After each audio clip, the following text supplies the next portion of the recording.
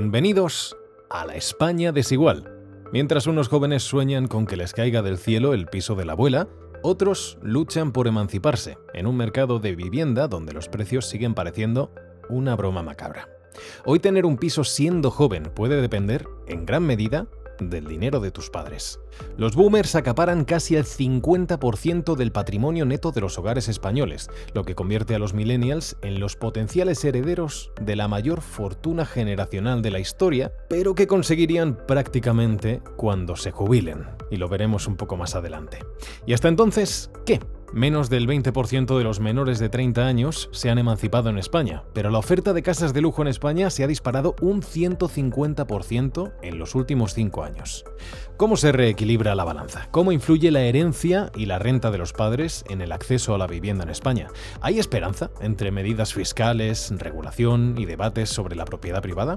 Hoy analizamos la herencia de la vivienda junto a los principales titulares de la semana.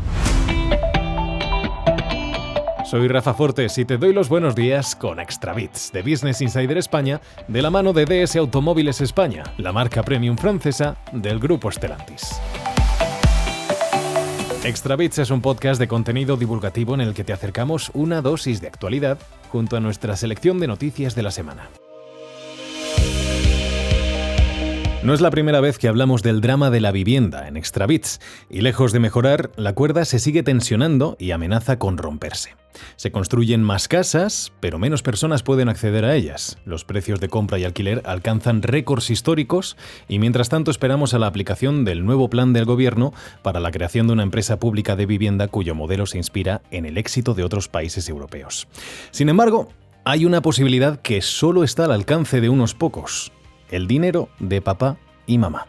El mercado de la vivienda estaría dividido entre aquellos que pueden recibir la ayuda económica de sus padres y los que no. Es la lección que nos promete hoy Inma Benedito, editora de Macroeconomía y Vivienda, que ha desentrañado este rompecabezas de la vivienda, la herencia y la desigualdad en su artículo de Padre Rico, Padre Pobre en Business Insider, que ya estáis tardando en ir a leer. ¿Qué tal, Inma? Bienvenida de nuevo. Hola, Rafa. Bien, muy bien. Contenta de volver a estar por aquí. Es el dinero de los padres, que parece haber pasado de ser un respaldo a convertirse en el factor que define el acceso a la vivienda para muchos jóvenes. No solo hablamos de herencias futuras, ¿no?, sino también del apoyo económico en vida, como donaciones o cesiones de propiedades. ¿Cómo afecta esta transferencia de riqueza y renta familiar al panorama actual de la vivienda en España? Pues afecta y mucho, Rafa. En un país en el que el precio de la vivienda representa nada menos que 6 veces la renta media de un joven, el dinero que tengan tus padres pues marca la diferencia. Es más, teniendo en cuenta la dificultad que tienen los jóvenes para acceder a la vivienda por sí mismos, y estoy hablando de venta, pero incluso a un alquiler, el mercado de la vivienda se está dividiendo en dos: quienes tienen padres con dinero que pueden ayudarles económicamente y quienes no tienen esa suerte. Así que sí, definitivamente afecta al panorama actual de la vivienda, porque hay quien puede acceder y quien directamente no, en función del dinero de sus padres. Además, hay un dato en el artículo que me ha llamado muchísimo la atención, que me parece súper interesante, que es el de la gran transferencia de riqueza que se espera de los boomers, lo que se ha llamado la gran sucesión. Cuéntanos un poco más, ¿cuál es la situación de esta herencia de la generación del baby boom? Sí, es normal que te llame la atención porque es que estamos hablando de la mayor transferencia de capital entre generaciones de la historia de España. A día de hoy, la generación del baby boom amasa un volumen de riqueza brutal que otras generaciones más jóvenes o sus padres no han tenido. Pero los boomers están empezando a jubilarse y un día pues toda esa riqueza va a pasar a manos de sus hijos. Esto será un traspaso billonario que podría triplicar el PIB de España y que por su magnitud, pues como dices, ha sido bautizado como la gran sucesión. Es llamativo porque además esa gran herencia va a producirse de la generación más rica de la historia, los boomers, a la generación que más riqueza ha perdido o está perdiendo, que son los jóvenes de hoy.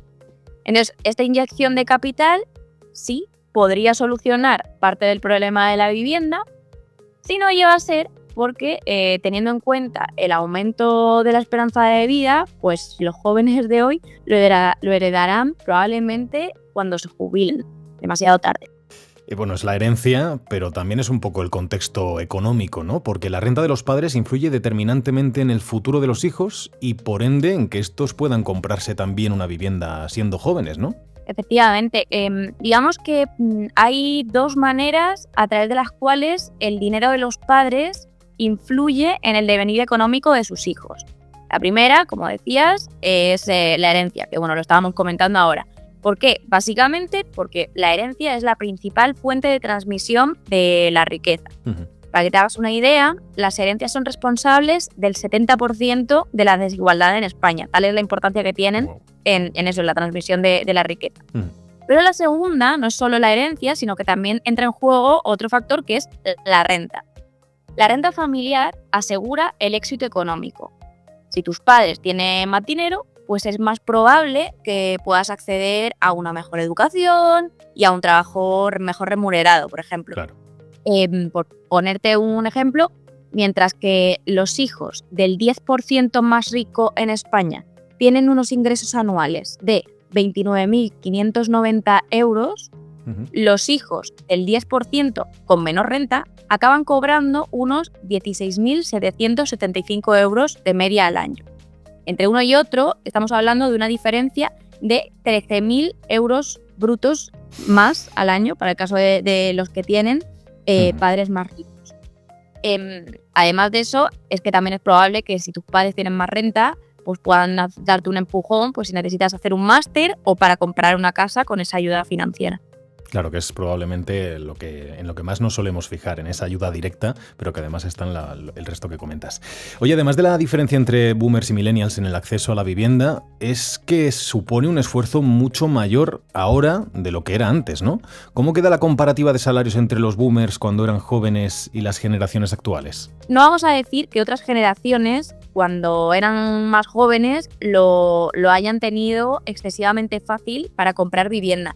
Pero, como dices, ahora el esfuerzo para los jóvenes es mucho mayor. Uh-huh. En 1980, para que te hagas una idea, una vivienda media representaba 2 veces el salario de una persona joven. Ahora es 6 veces el salario medio.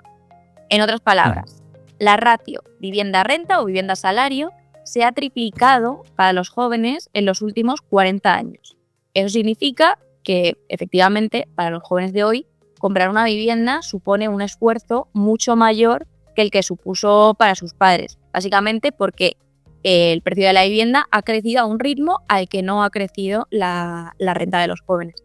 Claro, justo decía que en los últimos 20 años el valor de los pisos se ha triplicado. Entonces, claro, con lo que estabas comentando, ¿cómo influye esto en la capacidad de los jóvenes para acceder a la vivienda? Pues es que no pueden. Ahí tenemos los datos de emancipación. La edad de emancipación de los jóvenes supera en España los 30 años, según datos del Consejo de la Juventud de España. Uh-huh. Eso significa que los jóvenes se emancipan cuando ya dejan de ser oficialmente jóvenes. El 83% no consigue salir de casa de sus padres.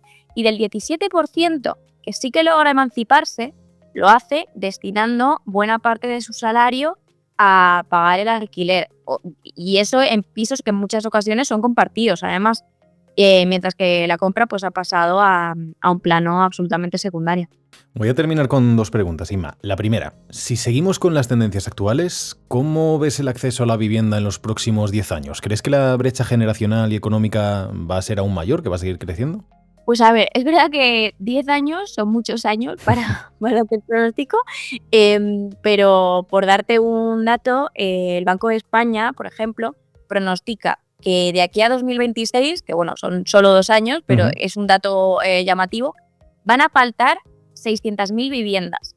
Eso es a 2 años vista. A 2 años. Efectivamente. Imagínate, pues de aquí a 10, con ese desfase, pues cuánto puede ir creciendo esa brecha entre creación de hogares, que crece a un ritmo muy rápido, frente a creación de oferta, que crece a un ritmo muchísimo más lento. Uh-huh. Entonces, mi respuesta sería, sin duda, si continúan acentuándose las tendencias vistas hasta ahora y aumenta la brecha entre oferta de vivienda y creación de hogares, la presión de demanda y la polarización de grandes ciudades, que esto es cómo las grandes ciudades atraen cada vez a más población. Ujú.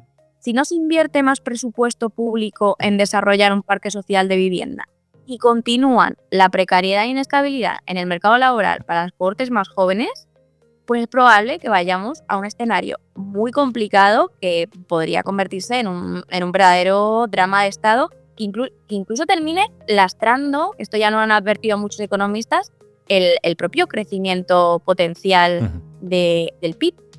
Y por lo pronto pues vamos en esa dirección, así que sinceramente no me quiero imaginar de aquí a 10 años vista a este ritmo qué es lo que puede pasar. Pues mira, voy a hacerte la segunda, que no sé si será posible, pero es sobre la esperanza.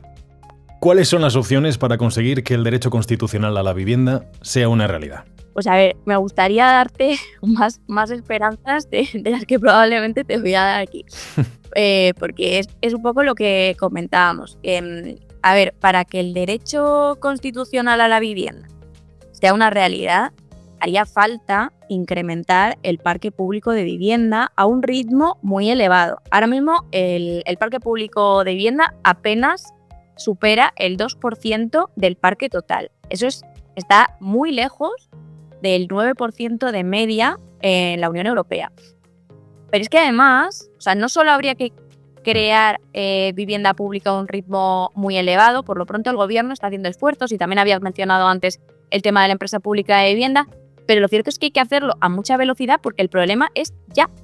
Y luego además, pues para garantizar que eso se mantiene en el tiempo, habría que blindar ese parque de vivienda para que siempre sea público, porque en el pasado lo que ha ocurrido es que se ha hecho vivienda de protección oficial, VPOs, en régimen de protección, y luego han pasado a manos privadas, y por eso nos encontramos con el porcentaje tan exiguo de viviendas públicas que hay en España, que para garantizarlo habría que garantizar que siempre sea público y que no pueda privatizarse.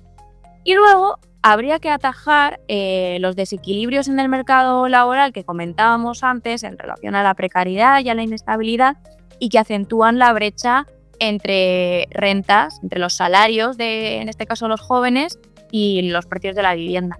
Bueno, pues crucemos los dedos y a ver si tenemos suerte y con unos años puedo volverte a traer a Extra Bits y ver que se haya cumplido nuestra esperanza o lo contrario, veremos. Muchas gracias de nuevo, Inma, por tu trabajo y por tu tiempo. Es un enfoque además muy interesante, el de esta problemática que parece como un globo, que se va inflando cada día más. Nada, nos escuchamos muy pronto en un nuevo Extra Bits y te seguimos leyendo en businessinsider.es. Muchas gracias a ti, Rafa, y sí, ojalá sea esta ocasión para acentuar el tema de las esperanzas. Gracias, chao. Muchas gracias. Repasamos ahora los titulares destacados de la semana en Business Insider. Inditex tiene un reto este trimestre. El titán de la moda ha decepcionado al mercado con los resultados de su tercer trimestre, en el que ganó más de 1.680 millones de euros. Ahora tiene la misión de sorprender con los resultados anuales. Para conseguirlo tendrá que capear el impacto del cambio de divisas y controlar el gasto ante unas ventas que pierden fuerza. ¿Lo conseguirá? Stellantis y el fabricante chino CATL invertirán 4.100 millones de euros para la instalación de una planta de baterías en Zaragoza. Está previsto que la operación se cierre en 2025 y que la fábrica de Zaragoza comience su producción a finales de 2026. En noviembre de 2023, Stellantis y CATL firmaron un memorándum de entendimiento no vinculante para el suministro local de baterías LFP. También se comprometieron a colaborar a largo plazo en el apoyo a los vehículos eléctricos de baterías avanzadas de Stellantis. Google lanza Gemini 2.0, su modelo de inteligencia artificial capaz de pensar varios pasos por delante. Si Gemini 1.0 se centraba en la capacidad de combinar y comprender distintos tipos de información, Gemini 2.0 se centra en los agentes, una inteligencia artificial capaz de actuar de forma más autónoma y resolver problemas de varios pasos con cada vez menos intervención humana. No, el streaming no siempre aleja a los espectadores de los cines. Puede ser una pasarela hacia las salas. En los últimos años, el streaming se ha convertido en la encarnación del mal para las salas de cine de todo el mundo. Es lo que piensa un sector de la industria. Pues ahora un estudio destierra esta opinión y señala que en las condiciones adecuadas puede incluso animar a visitarlas. Lo tienes todo en businessinsider.es. Vuelven las fiestas de Navidad de las empresas y es una buena noticia, sobre todo para la generación Z. Los trabajadores que se sientan cada vez más solos, sobrecargados y desvinculados de sus empresas o que están empezando a pagar el precio profesional de perderse este tipo de oportunidades, de establecer contactos y conocer mentores, tienen un planazo. Este año podría haber niveles de alegría navideña corporativa nunca vistos en las cenas de Navidad y podría ser su oportunidad. Se acerca la Navidad y por supuesto llega al plan de la semana que te trae DS Automóviles España, Navipark Móstoles. Con la llegada de diciembre, Navipark Móstoles se convierte, pues sí, en un imprescindible de la temporada navideña en la Comunidad de Madrid. Ubicado en el Parque Finca Liana, este parque temático dedicado a la Navidad promete sorprender a visitantes de todas las edades. Es un plan familiar con más de 100.000 metros cuadrados repletos de atracciones, espectáculos y actividades. Imagínate un paseo iluminado con miles de luces LED que atraviesa un bosque encantado hasta llegar al Lago de la Magia. Tienes mercado navideño con más de 30 casetas con productos artesanales e incluso variedad gastronómica. Y por supuesto una zona muy animada con atracciones como una noria de 30 metros que regala vistas panorámicas. Desde el 30 de noviembre hasta el 6 de enero tienes otro motivo más para celebrar la Navidad en familia. Suscríbete a la newsletter de Business Insider España y recibirás de lunes a viernes nuestra selección de las noticias que necesitas para estar informado. Y los fines de semana los recibimos con una sonrisa. Los sábados tienes nuestra newsletter de buenas noticias. ¿Cómo lo oyes? Buenas noticias que también tienen su hueco, aunque no siempre lo parezca. Con información interesantísima sobre el drama de la vivienda y un nuevo enfoque a través de la herencia y la renta de los padres, con la información de los titulares destacados y un planazo para disfrutar, ¿qué es lo que te queda por hacer? Entrar en businessinsider.es y así siempre seguirás informado. Yo te espero aquí para que nos escuchemos la semana que viene. ¡Chao!